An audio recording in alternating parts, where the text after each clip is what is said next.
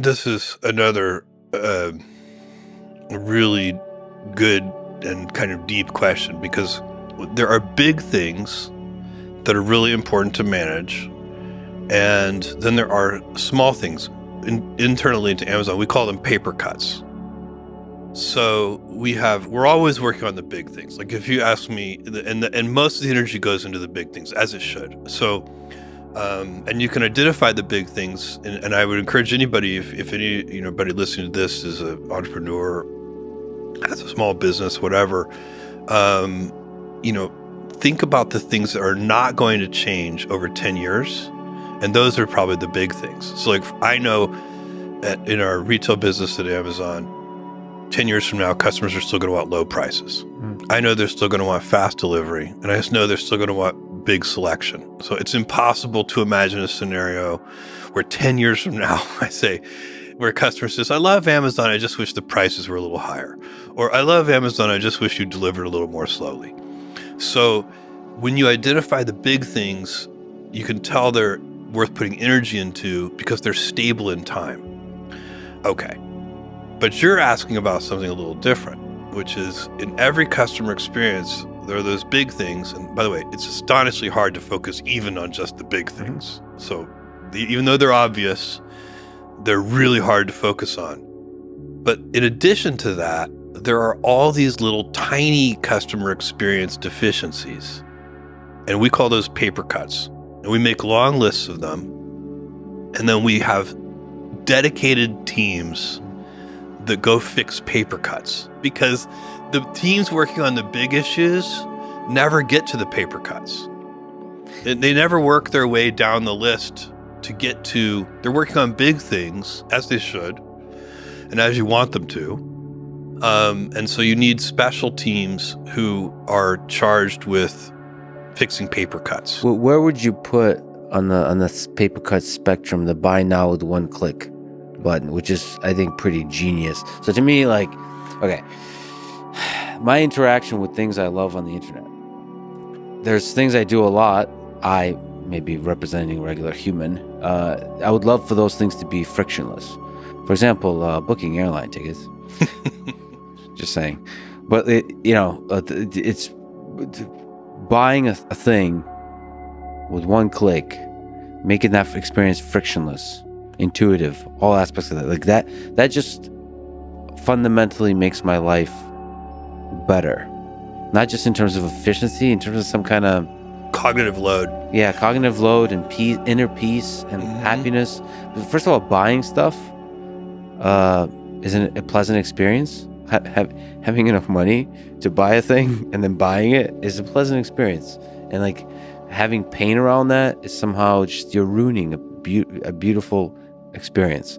And I guess all I'm saying as a person who loves good ideas is that a paper cut a solution to a paper cut? Yes. So it's probably, that particular thing is probably a solution to a number of paper cuts. So if you go back and look at our order pipeline and how people shopped on Amazon before we invented one-click shopping, there was more friction. There was a whole series of paper cuts, and that invention eliminated a bunch of paper cuts. And I think you're absolutely right, by the way, that when you come up with something like one-click shopping, again, this is like so ingrained in people now. I'm impressed that you even notice it. I mean, most people, every time I click the button, I just never a surge of happiness. There is in the perfect invention for the perfect moment in the perfect context, there is real beauty. Yeah, it is actual beauty, and it feels good. It's emotional. It's emotional for the inventor. It's emotional for the team that builds it. It's emotional for the customer. It's a big deal. And you can feel those things. But to keep coming up with that idea, with those kinds of ideas, I guess is the day one thinking effort. Yeah, and you need a big group of people who feel that kind of satisfaction with creating that kind of beauty. There's a lot of books written about you. There's a book, Invent and Wander, where Walter Isaacson does an intro, and it's mostly collected writings of yours. I've read that. I also recommend people check out the Founders podcast. that covers you a lot, and it does different analysis of different business advice you've given over the years. I bring all that up because I saw that there a mention that you said that books are an antidote for short attention spans. And I forget how it was phrased, but that when you were thinking about the Kindle, that you're thinking about how technology changes us. Yeah. We co-evolve Yeah. with our tools. So, we invent new tools, and then our tools change us. Which is fascinating to think about. It goes in a circle. And there's some aspect, even just inside business, where you don't just make the customer happy, but you also have to think about, like, where is this going to take humanity if you zoom out a bit. 100%. And, you can feel your brains are plastic, and you can feel your brain getting reprogrammed. I remember the first time this happened to me was when Tetris first came on the scene. I'm sure you've had anybody who's been a game player has this experience where you close your eyes to lay down to go to sleep, and you see all the little blocks moving, and you're kind of rotating them in your mind, and you can just tell as you walk around the world that you have rewired your brain to play Tetris. But that happens with everything. And so, one of the, I think, we still have yet to see the full repercussions of this, I fear. But I think one of the things that we've done online, and largely because of social media, is we have trained our brains to be really good at processing super short form content. And, your podcast flies in the face of this. You do these long format things, and reading books is a long format thing. And we all do more of, if something is convenient, we do more of it. And so when you make tools, we carry around we carry around in our pocket a phone. And one of the things that phone does, for the most part, is it is an attention shortening device, because most of the things we do on our phone shorten our attention spans. And I'm not even going to say we know for sure that that's bad, but I do think it's happening. That's one of the ways we're co-evolving with that tool. But I think it's important to spend some of your time and some of your life doing long attention span things. Yeah, I think you've spoken about the value in your own life of focus, of singular focus on a thing for prolonged periods of time. And that's certainly what books do. And that's certainly what that piece of technology does. But I bring all that up to ask you about another piece of technology, AI, that has the potential to have various trajectories to have an impact on human civilization. How do you think AI will change us? If you're talking about, generative AI, large language models, things like ChatGPT and its soon successors, and these are incredibly powerful technologies. To believe otherwise is to bury your head in the sand, soon to be even more powerful.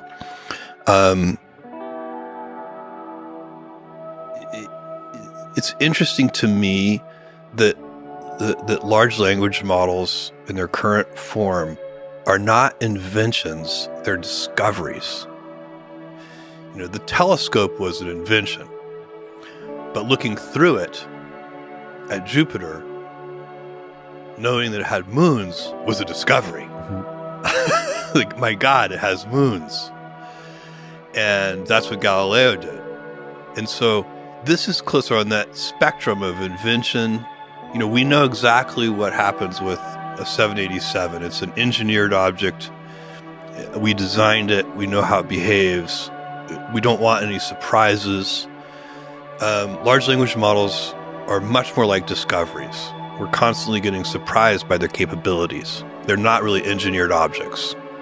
Then, you have this debate about whether they're going to be good for humanity or bad for humanity. Even specialized AI can be very bad for humanity.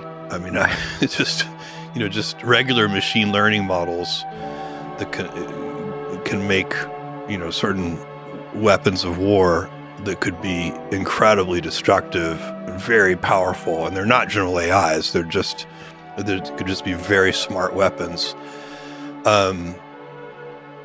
And so we have to think about all of those things.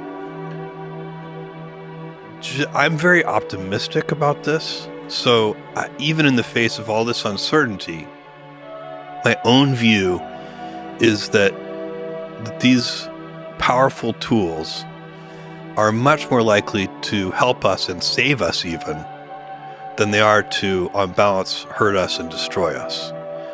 I think, we humans have a lot of ways of, we can make ourselves go extinct. These things may help us not do that, so they may actually save us.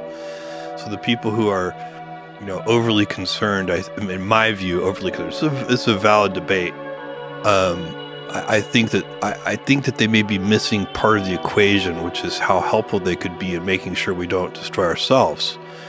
I don't know if you saw the movie Oppenheimer, but to me, first of all, I loved the movie, and I thought the best part of the movie is this bureaucrat played by Robert Downey Jr., who, some of the people I've talked to think that's the most boring part of the movie. I thought it was the most fascinating, because what's going on here is you realize we have invented these awesome, destructive, powerful technologies called nuclear weapons, and they are managed, and we humans we're not really capable of wielding those weapons. That's what he represented in that movie. Is here's this guy who is he wrongly thinks, he's like being so petty, he thinks that Oppenheimer said something bad to Einstein about him. They didn't talk about him at all, as you find out in the final scene of the movie. And yet he's spent his career trying to be vengeful and petty. And that's the problem. We as a species are not really sophisticated enough and mature enough to handle these technologies. And so, and by the way, before you get to general AI and the possibility of AI having agency, and there's a lot of things that would have to happen, but there's so much benefit that's going to come from these technologies in the meantime, even before they're, general AI, in terms of better medicines and better tools to develop more technologies and so on. So I think it's an incredible moment to be alive and to witness the transformations that are going to happen. How quickly it will happen, no one knows, but over the next 10 years and 20 years, I think we're going to see really remarkable advances, and I personally am very excited about it.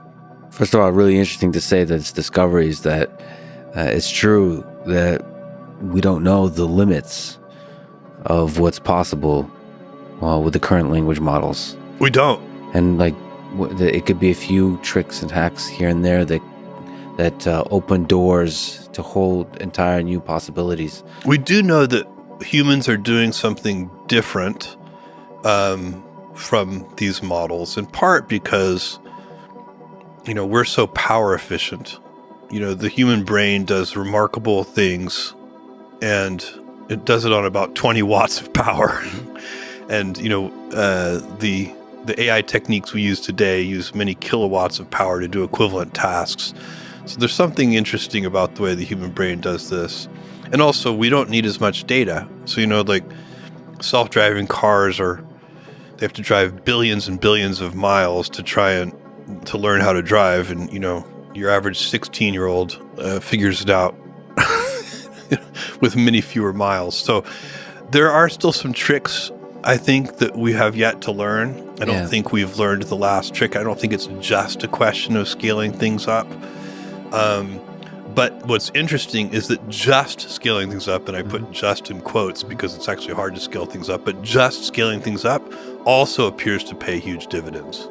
Yeah, and it's there's some more nuanced aspect about human beings that's interesting if it's able to accomplish, being truly original and novel. To large language models being able to come up with some truly new ideas. That's one. And the other one is truth.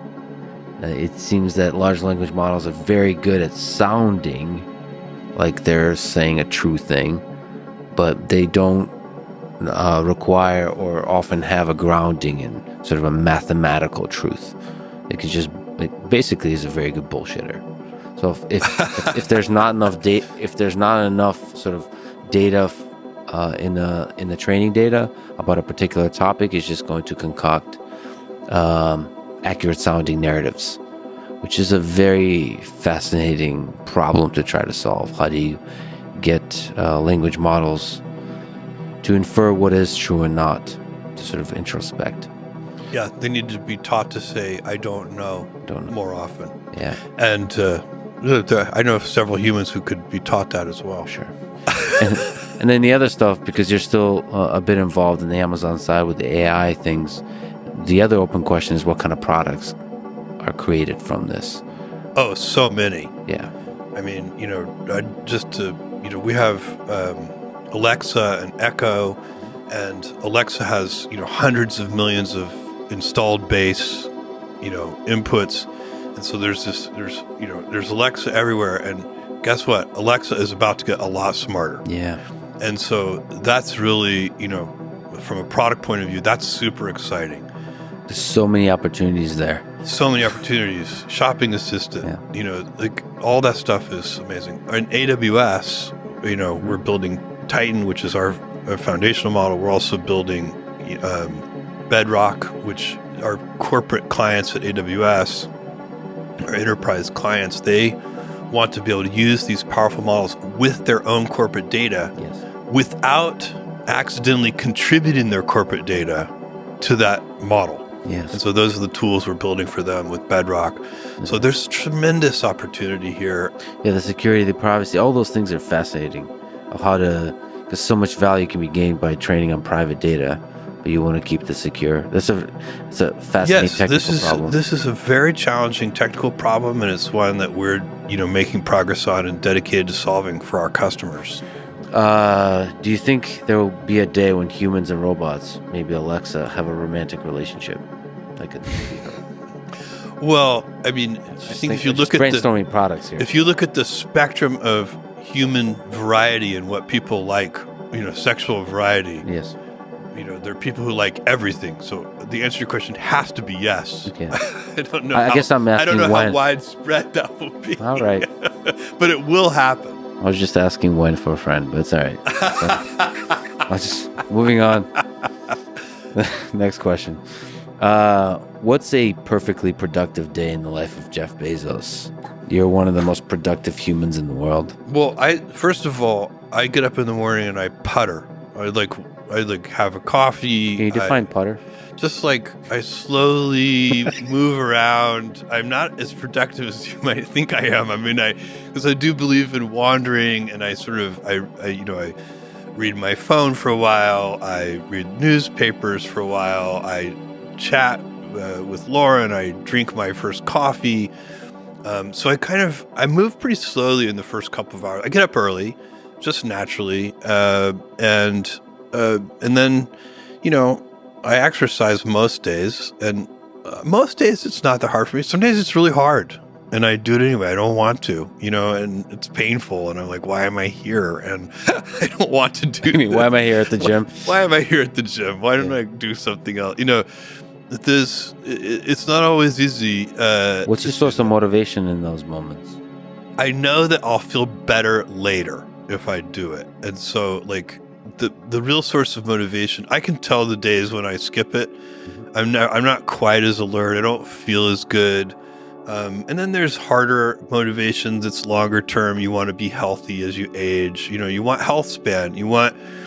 Ideally, you want to be healthy and moving around when you're 80 years old, and so there's a lot of, but that kind of motivation is so far in the future, it can be very hard to work in the second. Yeah. So thinking about the fact I'll feel better in about 4 hours if I do it now, I'll have more energy for the rest of my day, and so on and so on. What's your exercise routine, just to linger on that?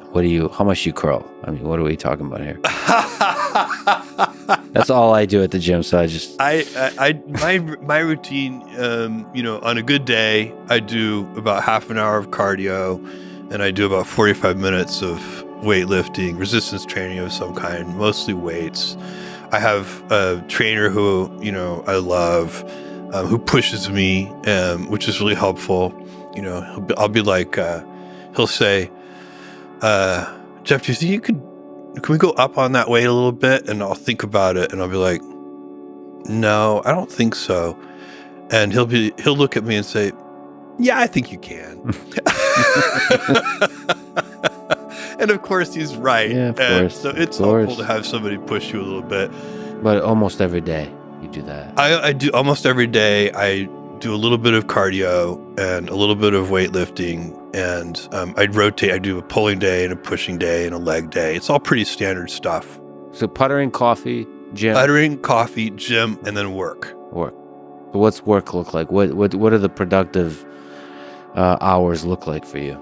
A couple years ago, I left as the CEO of Amazon, and I have never worked harder in my life. So, I am working so hard, and I'm mostly enjoying it, but there are also some very painful days. Most of my time is spent on Blue Origin, and I'm so deeply involved here now for the last couple of years. And in the big, I love it. In the small, there's all the frustrations that come along with everything. We're trying to get to rate manufacturing, as we talked about. That's super important. We'll get there. We just hired a new CEO, a guy I've known for close to 15 years now, a guy named Dave Limp, who I love. He's amazing, so we're super lucky to have Dave, and you're gonna see us move faster there. But so my day of work, reading documents, having meetings, sometimes in person, sometimes over Zoom, depends on where I am. It's all about the technology. It's about the organization. It's about I'm very I have architecture and technology meetings almost every day on various subsystems inside the vehicle, inside the engines. It's super fun for me. My favorite part of it is the technology. My least favorite part of it is, building organizations and so on. That's important, but it's also my least favorite part. So, that's why they call it work. You don't always get to do what you want to do. How do you achieve time where you can focus and truly think through problems? I do little thinking retreats. So this is not the only, I can do that all day long. I'm very good at focusing. I'm very good at, I don't keep to a strict schedule. Like my meetings often go longer than I plan for them to, because I believe in wandering. My perfect meeting starts with a crisp document. So the document should be written with such clarity that it's like angels singing from on high. I like a crisp document and a messy meeting. And so the meeting is about like asking questions that nobody knows the answer to, and trying to like wander your way to a solution.